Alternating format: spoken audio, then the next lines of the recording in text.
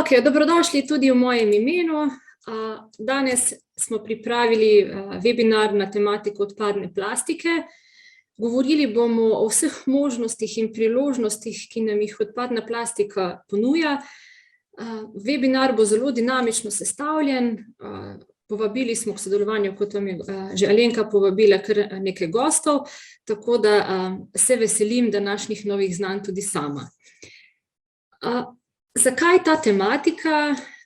Na dosedanjih webinarjih smo že spoznali veliko dejstev o plastiki, o mikroplastiki, ki kažejo na, bomo rekli, kar globoke, globalne in številne izzive na tem področju, in pri tem odpadna plastika ni res nobena izjema. Namreč vemo, da letno proizvedemo za različne aplikacije več kot 300 milijonov ton plastike, od tega tudi skoraj polovica za izdelke za enkratno uporabo. In ocenjujejo, da približno 8 milijon ton letno plastike konča tudi v oceanih, kjer pa lahko predstavlja tudi do 80% oziroma odstotkov vseh odpadkov v tem vodnem ekosistemu. In zavedati se moramo, in verjamem, da zdaj se že, da plastika lahko predstavlja breme oziroma tveganje za okolje, zlasti zaradi njenih lastnosti. Lastnosti se je zelo obstojna in slabo razgradljiva, in pa tudi vsebnost različnih aditivov, kot so različni plastifikatorji, torej mehčavci plastike, različni pigmenti, barvila, zaviralci gorenja, so kemikalije, ki potem preko odpadne plastike lahko vstopajo v okolje. In glede na našo rdečo nit webinarjev, tudi nastanek sekundarne mikroplastike izhaja iz odpadne plastike, in sekundarna mikroplastika vemo, da posega v kvaliteto življenjskega prostora in vpliva na življenje različnih organizmov. In zato na podlagi teh dejstev vemo, da je skrb za smotrno, pa stabilno uporabo plastike in pa tudi smotrno rokovanje ali pa obravnava odpadkov kot takih iz plastike zelo pomembno. Je pa res, da nam glede na količino to področje predstavlja tudi velik izziv, ponuja nam številne priložnosti ponovne uporabe same plastike. Namreč smo na webinarjih že spoznali, da se ti polimerni materiali delijo lahko v dve tisti večji skupini, pri čemer te termoplasti so kemijske oblike, ki jih lahko ponovno preoblikujemo in ponovno uporabimo. In te v bistvu lastnosti polimernih materialov nam danes ponuja ogromno priložnosti. Zdaj, če se čisto ozremo v naše gospodinjstvo, torej v naše domove, naredili so raziskavo, ki je pokazala, da v običajnem gospodinjstvu plastika lahko predstavlja tudi kar 40% vseh odpadkov. In ugotovili so, da nekje 90% te odpadne plastike tudi ni reciklirane. In te številke v bistvu kažejo prostor za izboljšave, za nove priložnosti v smislu inovacij in pa ponovne rabe plastike.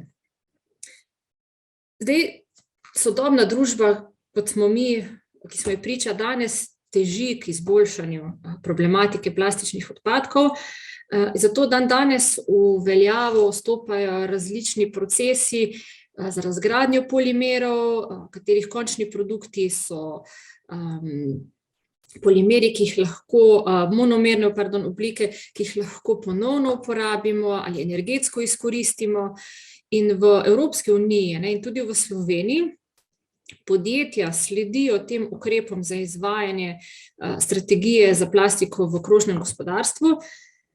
To pomeni, da stremijo k temu, da izboljšajo zasnovo proizvodov, spodbujajo uporabo recikliranih materialov, spodbujajo ločeno zbiranje plastičnih odpadkov, zmanjšujejo količino plastičnih proizvodov za enkratno uporabo, spodbuja se uporaba plastike, ki je primerna za kompostiranje, uporaba biološko razgradljive plastike in pa predvsem se spodbujajo naložbe in pa inovacije v vrednostni verigi.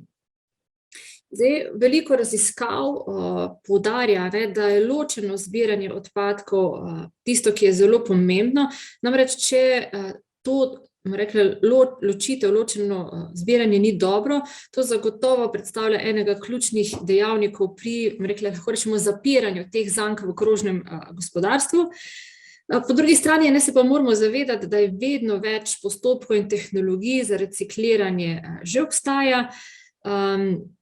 Je pa potrebno, sploh pri reciklaži, pri ponovni uporabi dvigniti reciklažo z ciljnim usposabljanjem različnih deležnikov, med katerimi smo pa tudi uporabniki sami. Tukaj je velik delež prispevamo z našo skrbjo tudi sami. Če se mogoče samo ozremo v proizvodnjo in pa uporabo polimernih materialov na področju Evropske unije, vidimo, da velik delež proizvedenih polimernih materialov uporabljamo na področju embaliranja, torej za embalažo, precej tudi v gradbeništvu, pri čemer prevladujejo poliolefini, torej polietilen, polipropilen. Tukaj zgoraj vidimo na grafični predstavitvi. Ko govorimo o embalaži, imamo ogromno krat prisotne tudi polietilen terftalat oziroma polivinil klorid, ko govorimo o gradbeni industriji. Zdaj, recikliran material, kot dodatek k svežemu, spodbuja avtomobilska industrija kar v veliki meri in ostale panoge temu zgledu kar lepo sledijo. Ne vem, če pogledamo embalažno industrijo, so tak zelo zgleden primer plastenke iz recikliranega polietilen terftalata. Tudi reciklirani polietilen, polipropilen se pospešeno testirata in se že uporabljata v tistih manj zahtevnejših izdelkih in s pomočjo izboljšanja lastnosti pri tej ponovni predelavi se reciklirani poliolefini, kot sta polipropilen in polietilen, lahko uporabljata tudi pri embalaži. Zdaj, odpadna plastika kot taka, vidimo po podatkih, s katerimi razpolagamo, se letna raven le-teh se povečuje.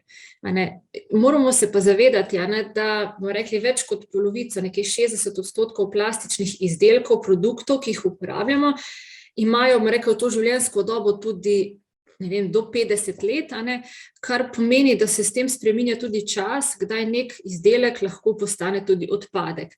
In v tem oziru se količine proizvedene in pa zavržene plastike na letnih ravneh ne skladajo. In s tem, ko narašča količina plastičnih odpadkov, se seveda tudi naraščajo vsa vprašanja vezana na to temo. Za odstranitev ali pa za obdelavo odpadkov se porabi več finančnih sredstev, deponije, torej odlagališča se širijo, se večajo se površine, potem tudi energetska obdelava odpadkov se širi, kar pomeni, da se s tem lahko poveča tudi okoljsko breme v smislu emisij toplogrednih plinov. Tako da, če pogledamo mogoče kar zadnje podatke iz leta 2020 za področje Evropske unije, zbrali smo skoraj 30 milijonov ton plastičnih odpadkov. In med temi jih je več kot tretjina bila posredovana v postopke recikliranja, nekje 23% in malo več teh odpadkov se še vedno odlaga na deponije, torej na odlagališča. Več kot 40% plastičnih odpadkov pa usmerimo v energetsko predelavo. To pomeni, da odpadno plastiko pretvorimo v neko uporabno energijo, bodisi je to toplotna energija, električna energija, lahko tudi v gorivo. Ampak mogoče tukaj govorimo predvsem o slabosti v smislu emisij CO2, ki se s tem povečujejo, medtem ko v odlagališčih je problematika predvsem velike prostorske rabe, več kot je odpadkov, več prostora potrebujemo za odlog oziroma odlaganje odpadkov. Zelo pomembno je pa tudi, da so ta odlagališča oziroma te deponije ustrezno nadzorovane in pa zaščitene. predvsem na teh slabše zavarovanih območjih, le-te dopuščajo odplavljanje plastike tudi v vodne ekosisteme, v manjše reke, tudi v oceane, in pa dopuščajo tudi onesnaževanje oziroma obremenjevanje tal. Zdaj, če pogledamo v Sloveniji imamo vedno več malih podjetij, ki se ukvarjajo z recikliranjem oziroma predelavo odpadne plastike, predvsem z mletjem odpadne plastike pa izdelavo granulata. In to, ne vem, tako mogoče čisto na hitro, poteka tako, da se pač odpadna plastika zbere, se sortira, zmelje, spere, torej očisti in se potem s postopki granuliranja oziroma ekstrudiranja pretvori v to manjšo granulatno surovino. Kako pa je časovno razvoj teh, obdelave odpadkov potekal v zadnjih 15 letih? Zelo optimistična je tale predstavitev, saj vidimo, da se je stopnja recikliranih plastičnih odpadkov v zadnjih 15 letih povečal za skoraj 120%, medtem ko ta energetska predelava pa tudi skoraj za 80%, medtem ko če pogledamo količino plastičnega odpada, ki ga odlagamo na deponijah, torej na odlagališčih, pa se je z leti zmanjševala in nekako skoraj za 50% v teh 15 letih že zmanjšala. Kaj pa Slovenija? Zdaj, v Sloveniji razpolagamo s podatki o odpadni embalaži, in v letu 2019, za katerega so že znani podatki Statističnega urada Slovenije, kažejo, da smo zbrali nekje 293 tisoč ton odpadne embalaže, pri čemer nekje 42%, torej malo manj kot polovica te odpadne embalaže izvira iz gospodinjstev. In ko so potem pogledali sestavo te odpadne embalaže, so ugotovili, da sta nekje 2/3 te odpadne embalaže mešane oziroma plastične embalaže.